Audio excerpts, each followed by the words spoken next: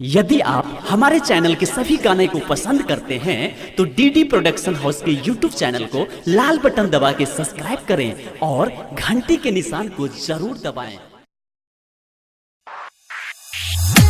Presented by DD Production House, Sakri।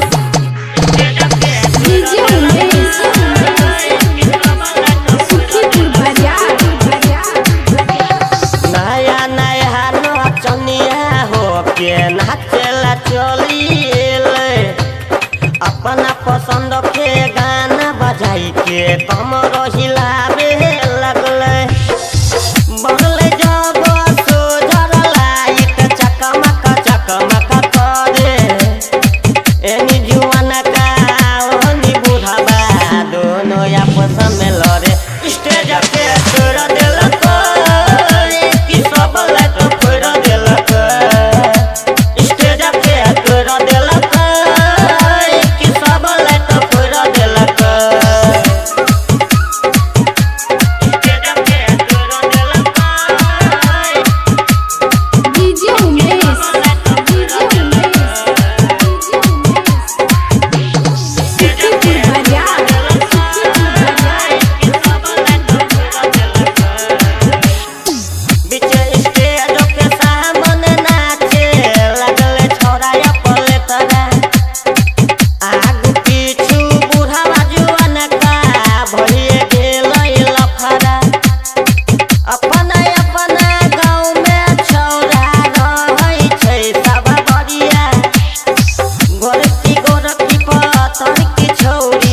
रहे माल बंगाली छुपला बात खोल देलक कि सब लाइट फोड़ देलक स्टेज पे तोड़ देलक कि सब लाइट फोड़ देलक स्टेज पे तोड़ देलक डीजे उमेश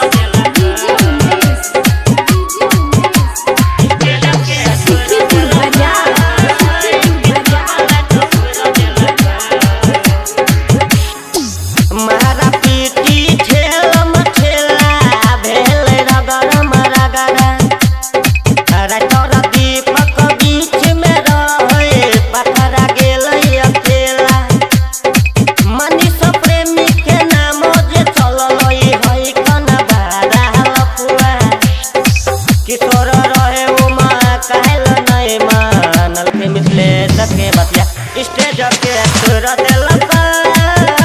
कि सब लाइट फोड़ देलक जुआन का पार्टी बैठ गेलै कि बुढ़वा पार्टी भाग गेलै नया नया नचनिया हो के नाचेला चलिए अपना पसंद के गाना बजाई के कमर हिलावे लगले